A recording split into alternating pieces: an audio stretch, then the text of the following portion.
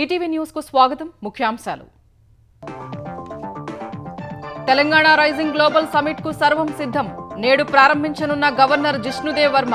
హాజరు కానున్న 44 దేశాల ప్రతినిధులు. గ్లోబల్ సమిట్ వేదికగా 1,00,000 కోట్లకు పైగా పెట్టుబడులకు ఎంఓయూలు.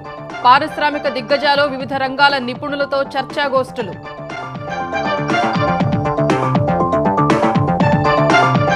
హైదరాబాద్లో రహదారులకు ప్రముఖ వ్యక్తులు, సంస్థల పేర్లు. అమెరికా కాన్సులేట్ రోడ్డుకు ట్రంప్ పేరు ప్రతిపాదించిన రేవంత్ రెడ్డి.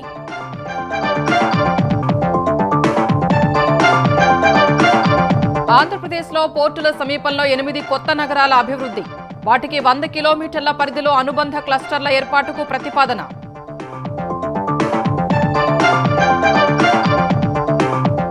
సత్యసాయి జిల్లా గంగమ్మ గుడిలో ఈవో చోరీ.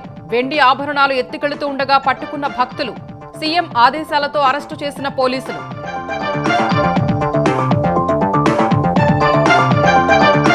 వందే మాతరంపై నేడు పార్లమెంటులో చర్చ. లోక్సభలో ప్రారంభించనున్న ప్రధాని మోదీ.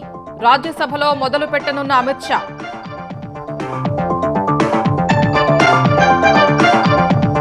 లద్దాఖ్లో గల్వాన్ యుద్ధ స్మారకం ఆవిష్కరించిన రాజ్నాథ్. 20 మంది అమరవీరుల కాంస్య విగ్రహాలు ఏర్పాటు చేసిన సైన్యం.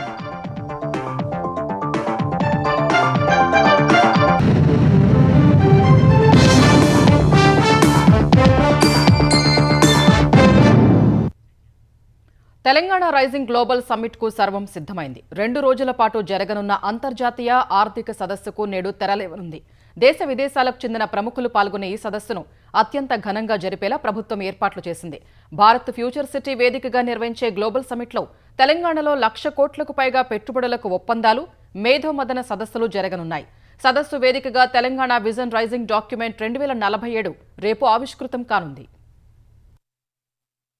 తెలంగాణ ప్రభుత్వం ప్రతిష్టాత్మకంగా నిర్వహించ తలపెట్టిన తెలంగాణ రైజింగ్ గ్లోబల్ సమ్మిట్ నేడు ప్రారంభం కానుంది. తెలంగాణలో అపార అవకాశాలను ప్రపంచానికి వివరించి పెట్టుబడుల ఆకర్షణతో పాటు యువతకు ఉపాధి కల్పనే లక్ష్యంగా సర్కార్ సమ్మిట్ నిర్వహిస్తోంది. 2 రోజుల పాటు జరిగే సదస్సులో 44కు పైగా దేశాల నుంచి 154 మంది అతిథులు రానుండగా భారత్ ఫ్యూచర్ సిటీలో భారీ ఏర్పాట్లు చేసింది. మధ్యాహ్నం 1:30 గవర్నర్ జిష్ణుదేవ్ వర్మ లాంఛనంగా గ్లోబల్ సమ్మిట్ ను ప్రారంభిస్తారు. సుమారు 2,000 మంది దేశ విదేశీ అతిథులు ప్రారంభ వేడుకకు హాజరవుతున్నారు. సమ్మిట్ లో వివిధ అంశాలపై నోబెల్ బహుమతి గ్రహీత Abhijit Banerjee, Trump media technology group CEO Eric Swider, world economic forum CEO Jeremy Jurgens, Nobel శాంతి బహుమతి గ్రహీత Kailash Satyarthi, Biocon limited executive chairperson Kiran Mazumdar Shaw మాట్లాడతారు. మధ్యాహ్నం 2:30 గంటలకు సీఎం రేవంత్ రెడ్డి ప్రసంగిస్తారు. రాష్ట్రంలో ప్రజాపాలన, పెట్టుబడులకు అవకాశాలు, ప్రభుత్వం అందించే సహకారం, విజన్ 2047 డాక్యుమెంట్ లక్ష్యాలు, భారత్ ఫ్యూచర్ సిటీపై సభలో వివరిస్తారు. 2 రోజుల్లో మొత్తం 27 అంశాలపై సెషన్లు నిర్వహించేందుకు భారీ సెమినార్ హాళ్లను సిద్ధం చేశారు. మధ్యాహ్నం 3 గంటల నుంచి వివిధ అంశాలపై సెషన్లు జరుగుతాయి. 3 నుంచి 4 వరకు pouring Telangana future, green mobility, zero emission vehicles, tech Telangana, semiconductors, global education of Telangana అనే అంశాలపై చర్చలు జరగనున్నాయి. తర్వాత ఏరోస్పేస్, డిఫెన్స్, టాలెంట్ మొబిలిటీ, అందరికీ అందుబాటులో వైద్యం, కొరియా, ఆస్ట్రేలియా ప్రతినిధులతో ప్రత్యేక సెషన్స్ ఉంటాయి. సాయంత్రం 5:30 నుంచి 6:30 వరకు Telangana partnering with Asian tigers, gig economy, రైతుల ఆదాయం పెంపుపై చర్చలు, కెనడా ప్రతినిధులు, మహిళా పారిశ్రామికవేత్తలతో సమావేశాలు నిర్వహిస్తారు. రేపు ఉదయం 9 గంటల నుంచి తిరిగి చర్చలు ప్రారంభం కానున్నాయి. 11:30 వరకు life sciences, Telangana Olympic gold quest, రాష్ట్ర పర్యాటకం, సంస్కృతి, వారసత్వం, $3 ట్రిలియన్ ఎకానమీ దిశగా మూలధనం పెంపుపై చర్చించనున్నారు. అందరికీ అందుబాటులో ఇళ్లు, మూసీ పునరుజ్జీవనం, పట్టణ, గ్రామీణ ప్రాంతాల్లో రవాణాపై సెషన్స్ ఉంటాయి. మధ్యాహ్నం future city, is of doing business, global capacity సెంటర్లు, పీపీపీ పెట్టుబడులపై సమాలోచనలు జరపనున్నారు. సాయంత్రం 4 గంటలకు సృజనాత్మక, వినోద రంగాలు, అందరికీ అవకాశాలు, ఆర్థిక హబ్, స్టార్టప్లపై సెషన్లు నిర్వహిస్తారు. దావోస్ ప్రపంచ ఆర్థిక వేదిక సదస్సు తరహాలో సమ్మిట్ నిర్వహణకు ఏర్పాట్లు చేశారు. 2047 నాటికి తెలంగాణ ఎలా ఉంటుందో వివరించే దార్శనిక పత్రాన్ని రేపు ఇదే వేదికపై ఆవిష్కరించనున్నారు. రైజింగ్ సమ్మిట్ కు వచ్చే దేశ విదేశీ ప్రతినిధులను ఆకట్టుకునేలా హైదరాబాద్ ను ముస్తాబు చేశారు. ఎయిర్పోర్టు నుంచి ఫ్యూచర్ సిటీలో వేదిక వరకు తెలంగాణ ప్రత్యేకతలు తెలిసేలా వివిధ రూపాల్లో ప్రదర్శనలు ఉంటాయి. సబ్జెక్టులపై చర్చల తర్వాత ప్రముఖ సంగీత దర్శకుడు కీరవాణి సంగీత కచేరీ అతిథులు అతిథులను అలరించనుంది. గ్లోబల్ సమ్మిట్ అతిథులకు హైదరాబాద్ బిర్యానీతో పాటు తెలంగాణ ప్రసిద్ధ వంటలతో భోజనాలను అందించనున్నారు. పోచంపల్లి ఇక్కత్ శాలువ, చేర్యాల కళాకృతులతో కూడిన బహుమతిని ప్రభుత్వం తరపున అందించనున్నారు. ఇప్పపువ్వు లడ్డు, సకినాల వంటి తెలంగాణ ప్రత్యేక వంటకాలతో కూడిన బాస్కెట్ ను అందిస్తారు. రేపు రాత్రి 7 గంటలకు గిన్నిస్ బుక్ రికార్డు లక్ష్యంతో డ్రోన్ల ప్రదర్శన, సాంస్కృతిక కార్యక్రమాలు, విందు ఉండనున్నాయి. గ్లోబల్ సమ్మిట్కు తెలంగాణ పోలీసు శాఖ పటిష్ట భద్రత ఏర్పాట్లు చేసింది. దేశ విదేశాల నుంచి ప్రముఖులు హాజరు కానున్న నేపథ్యంలో అడుగడుగునా నిఘా పెట్టారు. ప్రముఖులు బస చేసే హోటళ్ల దగ్గర నుంచి సమ్మిట్ జరగబోయే ప్రాంగణం వరకు 6,000కు పైగా పోలీసులు విధులు నిర్వహించనున్నారు. సమ్మిట్కు దారితీసే 25 కిలోమీటర్ల మేర 6 చెక్పోస్టులు ఏర్పాటు చేశారు. చెక్పోస్టుల నిర్వహణకు డీసీపీ, 3 ఏసీపీలకు బాధ్యతలు అప్పగించారు. 6,000కు పైగా వాహనాలు పార్కింగ్ చేసే విధంగా స్థలాన్ని కేటాయించారు. సీసీటీవీలను కమాండ్ కంట్రోల్ సెంటర్కు అనుసంధానం చేశారు. ట్రాఫిక్ సహా పరిసర ప్రాంతాల నిఘా కోసం 10 డ్రోన్ టీమ్స్ ఏర్పాటు చేశారు. ప్రధాన వేదిక, ఎగ్జిబిషన్ హాలు, అతిథుల సమావేశ ప్రాంతాల్లో 3 అదనపు డీజీలు, 5 ఐజీలు, 10 మంది ఐపీఎస్లు, మరో 170 మంది సిబ్బందితో భద్రత ఏర్పాటు చేశారు. అత్యవసరమైతే వినియోగించుకునేందుకు 3 ప్లటూన్ల ఆక్టోపస్ బృందాలు, వేదిక పరిసర ప్రాంతాల్లో మరో 3 గ్రేహౌండ్స్ బృందాలను సిద్ధంగా ఉంచారు. పరిసర ప్రాంతాలపై ప్రత్యేక నిఘా కోసం 4 వాచ్ టవర్లు ఏర్పాటు చేశారు. అన్ని ఏరియాస్ను, అన్ని ఇష్యూస్ను అవగాహనలో ఉంచుకొని ప్రజలకు ఇబ్బంది సాధ్యమంతం జరగకుండా ఈ ట్రాఫిక్ పరంగా కానీ వేరే అదర్ పర్స్పెక్టివ్లో కానీ బందోబస్తు ఏర్పాటు చేయడం జరిగింది. అబౌట్ 6,000 పోలీస్ ఆఫీసర్స్ ఈ బందోబస్తులో ఉన్నారు. సాధ్యమంత వరకు ఇటువంటి ఏమీ ఇబ్బంది లేకుండా ఉండడానికి మేము చర్యలు చేపడుతున్నాం. 3 కమాండ్ కంట్రోల్స్ దీని మీద మానిటరింగ్ ఉంటాయి. అంతేకాకుండా బందోబస్తు పర్స్పెక్టివ్ కూడా 3 లేయర్ బందోబస్తు ఏర్పాటు చేయడం జరిగింది. అలానే రూట్స్లో కూడా మేము డ్రోన్ యూజ్ చేస్తున్నాం. ఈ వచ్చిన కెమెరాస్ని, డ్రోన్ కెమెరా వచ్చిన ఇన్ఫర్మేషన్ని మనం కమాండ్ కంట్రోల్ వెళ్ళే విధంగా కూడా అనుసంధానం చేయడం జరిగింది. తెలంగాణ రైజింగ్ విజన్ను అమలు చేసే కార్యాచరణ కోసం మరో డాక్యుమెంట్ను సిద్ధం చేస్తున్నట్లు రాష్ట్ర ప్రభుత్వ ప్రధాన కార్యదర్శి కె రామకృష్ణారావు తెలిపారు. జనవరి 26న ఈ డాక్యుమెంట్ను ఆవిష్కరించనున్నట్లు చెప్పారు. రాష్ట్ర శక్తి, సామర్థ్యాలు సహా అన్ని రంగాల్లో అవకాశాలను ప్రపంచానికి చాటి చెబుతూ 2047 నాటికి ఎలా ఉంటుందో చెప్పేలా తెలంగాణ రైజింగ్ విజన్ డాక్యుమెంట్ సిద్ధం చేసినట్లు సీఎస్ తెలిపారు. చైనాలో అత్యంత వేగంగా అభివృద్ధి చెందిన ప్రావిన్స్ ప్రేరణతో ఈ ప్రణాళిక తయారు చేసినట్లు ఈటీవీ ముఖాముఖిలో ఆయన చెప్పారు. స్వాతంత్రం వచ్చి 100 సంవత్సరాలు అయ్యే నాటికి మన రాష్ట్రం ఎలా ఉండబోతుంది, మన రాష్ట్ర ఆర్థిక పరిస్థితి ఎలా ఉండబోతుంది, ప్రజల యొక్క పర్ క్యాపిటల్ ఇన్కమ్ కావచ్చు, ఇతరత్ర మౌలిక వసతులు కావచ్చు, ఇవన్నీ కూడా ఎలా ఉండబోతున్నాయి, దీనికోసం తీసుకోవాల్సినటువంటి ప్రణాళికలు ఏమిటి, పాలసీస్ ఏమిటి, ప్రత్యామ్నాయ మార్గాలు ఏమిటి, దీనికి కావాల్సిన నిధులు ఏమిటి, ఏ రకంగా దాన్ని పోగు చేయాలి, ఈ రకంగా అన్ని అంశాలను కూడా స్పృశిస్తూ తెలంగాణ రైజింగ్ 2047 అనేటువంటి విజన్ డాక్యుమెంట్ను ప్రభుత్వం ఈ నెల 9వ తేదీన రిలీజ్ చేయబోతోంది. అటు నీతి ఆయోగ్ వారు, ఇటు మన హైదరాబాద్లో ఉన్నటువంటి ప్రతిష్టాత్మకమైన ఇండియన్ స్కూల్ ఆఫ్ బిజినెస్ వారు, ప్రతి రంగంలో నిపుణులు ఈ రకంగా ఒక 500 మంది ఈ ప్రణాళికను తయారు చేశారు. ప్రజల నుంచి కూడా దాదాపు 4 లక్షల మంది కంటే ఎక్కువ మంది వారి యొక్క సలహాలు, సూచనలు కూడా ఇచ్చారు. వాటిని కూడా పరిగణలోకి తీసుకుని ఈ విజన్ డాక్యుమెంట్ అనే దాన్ని తయారు చేయడం జరిగింది. మన ఎకానమీలో ఎక్కువ మంది మహిళలను ప్రోత్సహించి వారు పనిచేసేటట్టు చూడాలి, ప్రజల యొక్క ఆరోగ్యం మెరుగుపడేటట్టు చూడాలి, ఎడ్యుకేషన్ స్కిల్స్ ఇవి మెరుగుపడేటట్టు చూడాలి, వ్యాపారం చేయడానికి సులభతరంగా ఉండాలి. ఇటువంటి సూత్రాలన్నీ కూడా చైనాలో ఏ రకంగా అయితే చేశారో మనకు అనుగుణంగా, మనకు ఉన్నటువంటి మానవ వనరులకు అనుగుణంగా, ఉదాహరణకు మనకు ఐటీ రంగం కావచ్చు, ఫార్మా రంగం కావచ్చు, ఫిన్టెక్ అని చెప్పండి, ఇటువంటి రంగాలు కావచ్చు, ఇవన్నీ మన రాష్ట్రంలో బలంగా ఉన్నాయి. ఇటువంటి వాటన్నిటి కూడా ఇంకా నెక్స్ట్ స్థాయికి ఎలా తీసుకొని వెళ్ళగలం, ఎంతైతే రియాలిటీకి దగ్గరగా ఉండాలో అంతవరకు తీసుకుని వచ్చి ఒక స్పష్టమైనటువంటి ప్రణాళికలు ఈ విజన్ డాక్యుమెంట్ ద్వారా మేము తయారు చేస్తాం. ఇది విజన్ అయితే దీని ఇంప్లిమెంటేషన్ చేయడానికి ఎటువంటి ప్రణాళికలు ఉండాలని చెప్పి, ఎటువంటి వనరులు కావాలని చెప్పి ఒక డీటెయిల్ డాక్యుమెంటేషన్ కూడా చేస్తున్నాము. రిపబ్లిక్ డే సందర్భంగా అప్పటికి రిలీజ్ చేయమని చెప్పి మాకు చెప్పారు. దీని ఒక ఇంప్లిమెంటబుల్ డాక్యుమెంట్గా తయారు చేయాలన్నటువంటి మా ఉద్దేశం. దానికి తగినటువంటి ప్రణాళికలు కూడా ఒక వచ్చే 2 నెలల్లో జనవరి 26 కల్లా కూడా ప్రజల ముందు ఈ ప్రభుత్వం ఉంచబోతోంది. హైదరాబాద్లో కీలక రోడ్లకు ప్రముఖ వ్యక్తులు, సంస్థల పేర్లు పెట్టాలని తెలంగాణ ప్రభుత్వం నిర్ణయించింది. ఔటర్ రింగ్ రోడ్డు వద్ద రావిర్యాల నుంచి ఫ్యూచర్ సిటీ వరకు 100 మీటర్ల గ్రీన్ఫీల్డ్ రేడియల్ రోడ్డుకు రతన్ టాటా పేరు పెట్టాలని నిర్ణయించింది. రావిర్యాల ఇంటర్చేంజ్కు ఇప్పటికే టాటా ఇంటర్చేంజ్ అని పేరు పెట్టారు. ప్రపంచంలోనే తొలిసారిగా ఓ రోడ్డుకు అమెరికా అధ్యక్షుడు డొనాల్డ్ ట్రంప్ పేరు పెట్టాలని ప్రభుత్వం భావిస్తోంది. హైదరాబాద్లోని అమెరికా కాన్సులేట్ జనరల్ ముందు నుంచి వెళ్లే ప్రధాన రహదారికి ట్రంప్ అవెన్యూ అని పేరు పెట్టాలని ప్రభుత్వం ప్రతిపాదన సిద్ధం చేసింది. తుది నిర్ణయం కోసం విదేశాంగ శాఖ అమెరికా రాయబార కార్యాలయానికి ప్రభుత్వం లేఖ రాయనుంది. ఐటీ కారిడార్లో ముఖ్యమైన రోడ్లకు Google street, Microsoft road, Wipro junction పేర్లను ప్రభుత్వం పరిశీలిస్తోంది. ప్రపంచవ్యాప్తంగా ప్రభావిత వ్యక్తులు, ప్రముఖ కంపెనీల పేర్లను రహదారులకు పెట్టడం ద్వారా వారికి సముచిత గౌరవం ఇవ్వటం సహా హైదరాబాద్కు అంతర్జాతీయ గుర్తింపు వస్తుందని సీఎం రేవంత్ రెడ్డి భావిస్తున్నారు. ఆ రోడ్లపై ప్రయాణించే వారికి కూడా స్ఫూర్తిమంతంగా ఉంటుందనే ఉద్దేశంతో ముఖ్యమంత్రి ఈ ప్రతిపాదన చేశారు. ఆంధ్రప్రదేశ్లో ఓడరేవుల వెంట 8 పారిశ్రామిక నగరాలను పీపీపీ విధానంలో అభివృద్ధి చేయాలని ప్రభుత్వం నిర్ణయించింది. ప్రస్తుతం వినియోగంలో ఉన్న, కొత్తగా నిర్మాణంలో ఉన్న పోర్టుల పరిధిలో వీటిని అభివృద్ధి చేయనుంది.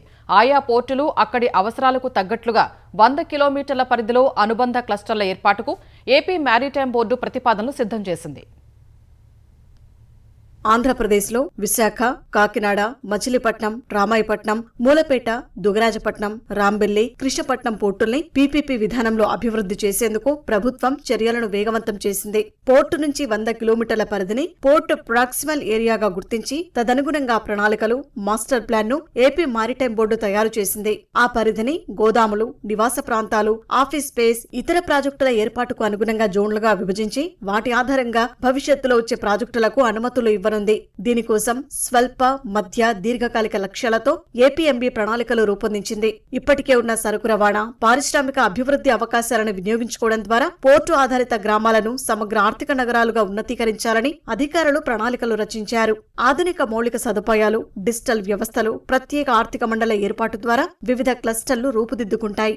ఎంఎస్ఎంఈలు, నౌక నిర్మాణం, ఉక్కు పరిశ్రమలు, లాజిస్టిక్స్ సంస్థలు విస్తరిస్తాయి. తద్వారా తీర ప్రాంతంలో పట్టణీకరణ, ఉపాధి అవకాశాలు, ఎగుమతులకు ప్రోత్సాహం లభిస్తుంది. విశాఖలో మెరైన్, ఫార్మా క్లస్టర్ ద్వారా సముద్ర ఆహార ఉత్పత్తుల ప్రాసెసింగ్, ఫార్మా, బయోటెక్ ఎగుమతులపై దృష్టి పెట్టనున్నారు. మూలాపేటలో ఇంటిగ్రేటెడ్ సిఈటిపిలు, లాజిస్టిక్స్, శిక్షణా కేంద్రాల ఏర్పాటు ద్వారా ఫార్మా, బయోటెక్, రసాయనాల ఎగుమతులకు అవకాశం ఉంది. రాంబెల్లి పోర్టులో నౌకాదళానికి అవసరమైన రక్షణ పరికరాల తయారీ జోన్, హై సెక్యూరిటీ ఇన్ఫ్రాస్ట్రక్చర్ ఏర్పాటు కానుంది. కాకినాడ పోర్టు నుంచి పెట్రోలియం లాజిస్టిక్స్, వ్యవసాయ ఉత్పత్తుల ఎగుమతులపై దృష్టి సారించనున్నారు. మచిలీపట్నంలో లాజిస్టిక్స్ ఇంటిగ్రేషన్ తో ఈవీ, ఆభరణాల తయారీ సెజ్, ఆటో విడిభాగాల తయారీ, రామాయపట్నం పోర్టు ప్రాంతంలో చమురు నిల్వలు, మిశ్రమం, అంతర్గత పంపిణీ కనెక్టివిటీని బలోపేతం చేయనున్నారు.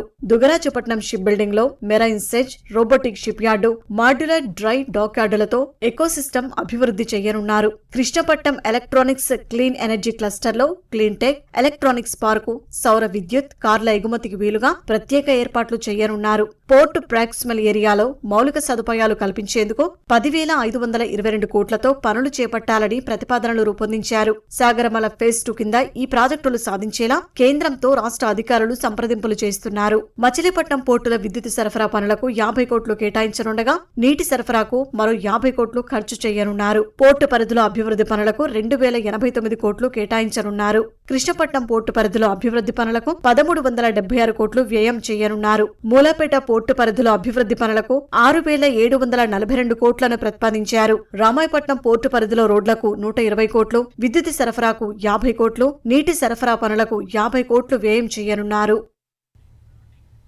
స్వాతంత్ర పోరాటానికి ప్రేరణగా నిలిచిన వందే మాతర గేయం 150 ఏళ్లు పూర్తి చేసుకున్న వేళ లోక్సభలో నేడు చర్చ జరగనుంది. ప్రధాని మోదీ లోక్సభలోనూ, కేంద్ర హోంమంత్రి అమిత్ షా రాజ్యసభలోనూ చర్చను ప్రారంభించనున్నారు. ఈ మేరకు లోక్సభ అజెండాలో వందే మాతరం గేయంపై చర్చను లిస్టింగ్ చేశారు. అందుకు 10 గంటల సమయం కేటాయించారు. ప్రధాని మోదీ తర్వాత అధికార పక్షం నుంచి రక్షణ మంత్రి రాజ్నాథ్ సింగ్ మాట్లాడనున్నారు. ప్రతిపక్ష కాంగ్రెస్ తరపున ఆ పార్టీ ఉపనాయకుడు గౌరవ్ గొగోయ్, వైనాడ్ ఎంపీ ప్రియాంక గాంధీ చర్చలో పాల్గొంటారు. వందే మాతర గేయం ప్రాముఖ్యతపై ముఖ్యంగా యువత, విద్యార్థులకు అవగాహన కల్పించాలనే ఉద్దేశంతో ఏడాది పాటు జరిగే వేడుకలను ప్రధాని మోదీ ఇప్పటికే ప్రారంభించారు. ఇండిగో విమానయాన సంస్థ పరిస్థితి క్రమంగా మెరుగుపడుతోంది. ఆదివారం ఆ సంస్థ 1650 సర్వీసులు నడిపింది. రద్దయిన విమానాల సంఖ్య కూడా తగ్గింది. నెమ్మదిగా గాడిన పడుతున్నామని ఇండిగో సీఈఓ పీటర్ ఎల్బర్స్ తెలిపారు. ఈ నెల 10 నాటికి కార్యకలాపాలు సాధారణ స్థితికి వస్తాయనే ఆశాభావాన్ని ఆయన వ్యక్తం చేశారు. విమానాశ్రయాలకు రావాల్సిన అవసరం లేకుండానే విమానాల రద్దు విషయాన్ని ముందే ప్రయాణికులకు తెలియజేస్తున్నామని చెప్పారు. 6 మెట్రో నగరాలతో పాటు ఇతర ప్రాంతాల్లో సమయపాలన రేటు కూడా మెరుగుపడుతోందని ఇండిగో వర్గాలు తెలిపాయి. ఈ నేపథ్యంలో విమాన సేవల అంతరాయంపై ఆదివారం సాయంత్రం కల్లా సమాధానం చెప్పాలంటూ ఇండిగో సీఈఓకు జారీ చేసిన నోటీసులపై గడువును డీజీసీఏ మరో 24 గంటలు పొడిగించింది. ఇవాళ సాయంత్రం 6 గంటల కల్లా వివరణ ఇవ్వాలని ఆదేశించింది. అటు ఇండిగో సంస్థ డీజీసీఏకు రవాణా, పర్యాటకంపై ఏర్పాటైన పార్లమెంటరీ స్థాయి సంఘం సమన్లు పంపే అవకాశం ఉంది. ఇండిగో సంక్షోభాన్ని తాము తీవ్రంగా తీసుకున్నామని స్థాయి సంఘంలోని ఓ సభ్యుడు తెలిపారు. విమానాలు ఆలస్యం కావడంతో పార్లమెంటు సమావేశాల కోసం ఢిల్లీకి వచ్చిన ఎంపీలు కూడా తీవ్ర ఇబ్బందులు ఎదుర్కొన్నారు. ఉత్తర గోవాలోని బిర్చ్బై రోమియో లేన్ నైట్ క్లబ్లో జరిగిన ఘోర అగ్ని ప్రమాదంలో కీలక విషయాలు వెలుగులోకి వస్తున్నాయి. క్లబ్ అనుమతుల విషయంలో అక్రమాలు జరిగినట్లు అధికారులు గుర్తించారు. అగ్నిమాపక శాఖ నుంచి నైట్ క్లబ్ యాజమాన్యం నిరభ్యంతర పత్రం పొందలేదని కనుగొన్నారు. అనంతరం నైట్ క్లబ్కు చెందిన chief general manager, bar manager, gate మేనేజర్ను పోలీసులు అదుపులోకి తీసుకున్నారు. నైట్ క్లబ్ యజమానులు సౌరభ్ లూధ్రా, గౌరవ్ లూధ్రాతో పాటు ఈవెంట్ ఆర్గనైజర్లపై ఎఫ్ఐఆర్ నమోదు చేశారు. నిబంధనలకు విరుద్ధంగా అనుమతులు మంజూరు చేసిన 3 సీనియర్ ఉద్యోగులను గోవా ప్రభుత్వం సస్పెండ్ చేసింది. ఎలక్ట్రిక్ ఫైర్ వర్క్స్ ను పేల్చడం వల్ల మంటలు చెలరేగినట్లు ప్రాథమిక విచారణలో తేలింది. అటు ప్రమాదంపై దర్యాప్తునకు గోవా ప్రభుత్వం 3 సభ్యులతో కమిటీని ఏర్పాటు చేసింది. వారంలోపు నివేదిక ఇవ్వాలని ఆదేశించింది. శనివారం అర్ధరాత్రి క్లబ్లో డాన్సర్ల ప్రదర్శన జరుగుతూ ఉండగా ఒక్కసారిగా మంటలు చెలరేగాయి. ఈ ప్రమాదంలో 5 పర్యాటకులు సహా 25 మంది మృతి చెందారు. మరో 6 గాయపడ్డారు. మృతుల కుటుంబాలకు గోవా ప్రభుత్వం 5 లక్షల చొప్పున పరిహారం ప్రకటించింది. సత్యసాయి జిల్లా కదిరి రూరల్ పరిధిలోని గంగమ్మ గుడిలో ఆలయ ఈవో చోరీ చేసిన ఘటనపై ఆంధ్రప్రదేశ్ ప్రభుత్వం చర్యలు చేపట్టింది. ముఖ్యమంత్రి చంద్రబాబు ఆదేశాల మేరకు ఈవో మురళీకృష్ణను సస్పెండ్ చేస్తూ దేవాదాయ శాఖ ఆదేశాలిచ్చింది. గుడిలో 5 కిలోల వెండి ఆభరణాలు, చీరలు సహా ఇతర విలువైన వస్తువుల్ని అదే దేవాలయం ఈవో మురళీకృష్ణ దొంగతనం చేయగా భక్తుల తన్ని పట్టుకున్నారు. ఆలయ ఈవోనే చోరీకి పాల్పడిన ఘటనపై సీఎం చంద్రబాబు ఆగ్రహం వ్యక్తం చేశారు. చోరీకి పాల్పడిన ఈవోను సస్పెండ్ చేసి కేసు నమోదు చేయాలని సీఎం ఆదేశించారు. స్థానిక దేవాదాయ శాఖ అధికారుల ఫిర్యాదు మేరకు కేసు నమోదు చేసిన పోలీసులు ప్రాథమిక విచారణలో చోరీ నిర్ధారణ కావటం వల్ల అతన్ని అరెస్ట్ చేశారు. ఆంధ్రప్రదేశ్లో ఎంఎస్ఎంఈలు, స్టార్టప్లలో ఆవిష్కరణ సామర్థ్యం, సాంకేతికత, మేధో సంపత్తిపై అవగాహన పెంచే లక్ష్యంతో ప్రభుత్వం ప్రత్యేక చర్యలు తీసుకుంటోంది. ఎంఎస్ఎంఈల పనితీరు పెంచడం, వేగవంతం చేయడం కోసం ర్యాంప్ కార్యక్రమం కింద వర్క్షాప్ నిర్వహించాలని నిర్ణయించింది. ఈ నెల 9న మంగళగిరిలోని రతన్ టాటా ఇన్నోవేషన్ హబ్లో వర్క్షాప్ నిర్వహిస్తారు. జాతీయ పరిశోధన అభివృద్ధి సంస్థ ఎన్ఆర్డీసీ, ఏపీ ఎంఎస్ఎంఈడీసీ సంయుక్తంగా కార్యక్రమం నిర్వహిస్తాయని మంత్రి కొండపల్లి శ్రీనివాస్ తెలిపారు. ఈ కార్యక్రమం ఎంఎస్ఎంఈల అనుకూల వాతావరణాన్ని బలోపేతం చేస్తుందని, తద్వారా సంస్థలకు అధునాతన సాంకేతిక పరిజ్ఞానాలు ఉపయోగించుకునే అవకాశం కలుగుతుందని పేర్కొన్నారు. కొత్త వినూత్న ఆలోచనలకు 15 లక్షల రూపాయల వరకు ఇంక్యుబేషన్ దశలో అవసరమైన ప్లాంట్ యంత్రాలకు ₹1 కోటి వరకు ఆర్థిక సహాయం అందించనున్నట్లు తెలిపారు. విద్యార్థుల డిజైన్ ప్రాజెక్టులకు గరిష్టంగా 75% వరకు నిధులు ఇవ్వనున్నట్లు పేర్కొన్నారు. మేధో సంపత్తి సౌకర్యాల కేంద్రాల స్థాపనకు ₹1 కోటి వరకు సాయం చేయనున్నట్లు మంత్రి కొండపల్లి శ్రీనివాస్ వివరించారు.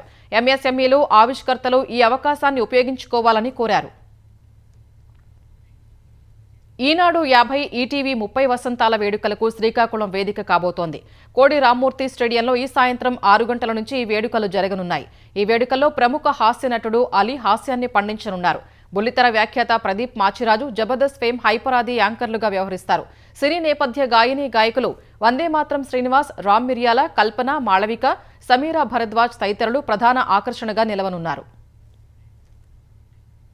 ప్రపంచంలో అత్యధిక ఎత్తులో నిర్మించిన యుద్ధ స్మారకాన్ని రక్షణ మంత్రి రాజ్నాథ్ సింగ్ ఆవిష్కరించారు. గల్వాన్ పోరాటంలో ప్రాణత్యాగం చేసిన భారత వీరుల జ్ఞాపకార్థం ఈ యుద్ధ స్మారకాన్ని ఏర్పాటు చేశారు. లద్దాఖ్లోని షోక్ దౌలత్ బేగ్ ఓల్దీ మార్గంలో KM-120 పోస్టు వద్ద దీన్ని నిర్మించారు. ఈ యుద్ధ స్మారకాన్ని ఎరుపు, నలుపు రంగు గ్రానైట్ రాళ్లతో నిర్మించారు. త్రిశూలం, డమరుకం మోడల్లో ఇవి ఉన్నాయి. అమరవీరులకు గుర్తుగా కాంస్యంతో చేసిన 20 బొమ్మల్ని కూడా ఏర్పాటు చేశారు. అటు దేశంలోని వివిధ ప్రాంతాల్లో సరిహద్దు రోడ్ల సంస్థ BRO పూర్తి చేసిన 125 మౌలిక ప్రాజెక్టుల్ని రాజ్నాథ్ ప్రారంభించారు. ఈ సందర్భంగా మాట్లాడిన ఆయన, ఆపరేషన్ సింధూర్ సమయంలో భారత సైన్యం శత్రువుపై మరింత ఎక్కువగా ప్రతాపం చూపి ఉండేదని అన్నారు. అయితే ఉద్దేశపూర్వకంగానే నియంత్రణ పాటించామని చెప్పారు. ఆ ఆపరేషన్లో భారత బలగాలు ఘర్షణల్ని మరింత పెంచకుండానే ఉగ్రవాద ముఠాల్ని దెబ్బతీశాయని వివరించారు. సరిహద్దు ప్రాంతాల ప్రజలు సైతం అద్భుత సహకారం అందించారని వెల్లడించారు. సరిహద్దు ప్రాంతాల్లో మెరుగైన సంధానత వల్ల సంక్లిష్ట భూభాగాల్లో బలగాలు మెరుగ్గా కార్యకలాపాలు సాగించగలవని అన్నారు. రియల్ టైం కమ్యూనికేషన్ వ్యవస్థలో ఉపగ్రహ తోడ్పాటు, నిఘా నెట్వర్క్ వల్ల కఠోర భౌగోళిక ప్రాంతాల్లోనూ సైనికులు సమర్థంగా పనిచేస్తారని రాజ్నాథ్ సింగ్ తెలిపారు. మధ్యప్రదేశ్లోని బాలాఘాట్లో 10 మంది మావోయిస్టులు సీఎం మోహన్ యాదవ్ సమక్షంలో లొంగిపోయారు. AK-47, ఇన్సాస్ రైఫిళ్లు సహా ఇతర ఆయుధాల్ని పోలీసులకు అప్పగించారు. వారిపై ₹2.36 కోట్ల రివార్డు ఉంది. లొంగిపోయిన వారు మావోయిస్టు పార్టీకి చెందిన భోర్సాదేవ్ ఏరియా కమిటీ సభ్యులని అధికారులు తెలిపారు. మధ్యప్రదేశ్లో మండలా జిల్లాతో పాటు సరిహద్దు ప్రాంతాలైన మహారాష్ట్రలోని గోండియా జిల్లా, ఛత్తీస్గఢ్లోని కవర్దా జిల్లాలో వారు మావోయిస్టు కార్యకలాపాల్లో పాల్గొన్నట్లు వివరించారు. 10 మంది లొంగుబాటుతో డిండోరి, మండలా జిల్లాలో మావోయిస్టుల ప్రభావం నుంచి పూర్తిగా బయటపడినట్లు సీఎం మోహన్ యాదవ్ ప్రకటించారు. ఆయుధాలను వీడి జనజీవన స్రవంతిలో కలిసే వారికి 15 ఏళ్ల పాటు పునరావాస ప్యాకేజీ అందిస్తామని చెప్పారు. లొంగిపోని వారిపై కఠిన చర్యలు తప్పవని హెచ్చరించారు. పునరావాస ప్యాకేజీ కేవలం ప్రకటన కాదని తమ గ్యారంటీ అని మోహన్ యాదవ్ తెలిపారు. ప్రధాని మోదీ, కేంద్ర హోంమంత్రి అమిత్ షా విధించిన లక్ష్యానికి అనుగుణంగా మధ్యప్రదేశ్ను మావోయిస్టు రహిత రాష్ట్రంగా మార్చేందుకు తమ ప్రభుత్వం కట్టుబడి ఉందని మోహన్ యాదవ్ తెలిపారు. బాలీవుడ్ దర్శక నిర్మాత విక్రమ్ భట్, ఆయన సతీమణి శ్వేతాంబరిని ఉదయపూర్ పోలీసులు అరెస్ట్ చేశారు. రాజస్థాన్కు చెందిన ఇందిరా గ్రూప్ ఆఫ్ కంపెనీస్ వ్యవస్థాపకుడు డాక్టర్ అజయ్ మర్దియాను 30 కోట్లకు పైగా మోసం చేశారని ఆరోపణలపై అదుపులోకి తీసుకున్నారు. తన భార్య జీవిత చరిత్రను సినిమాగా తీయాలని ఇందిరా ఐవీఎఫ్ ఆసుపత్రి యజమాని మర్దియా విక్రమ్ భట్ను సంప్రదించారని ఉదయపూర్ పోలీసులు తెలిపారు. 47 కోట్లు పెట్టుబడి పెడితే జీవిత చరిత్ర సహా 4 సినిమాలు తెరకెక్కిస్తానని, 200 కోట్ల లాభం వస్తుందని విక్రమ్ భట్ మర్దియాను నమ్మించారని చెప్పారు. 30 కోట్లు తీసుకుని 2 ప్రాజెక్టులు పూర్తి చేసి మిగతావి తీయలేదని పోలీసులు తెలిపారు. మర్దియా ఫిర్యాదు మేరకు విక్రమ్ భట్, ఆయన సతీమణిని అదుపులోకి తీసుకున్నామని వెల్లడించారు. నిందితుల్ని కోర్టులో ప్రవేశపెట్టగా న్యాయమూర్తి నెల 9 వరకు ట్రాన్సిట్ రిమాండ్ విధించారని చెప్పారు.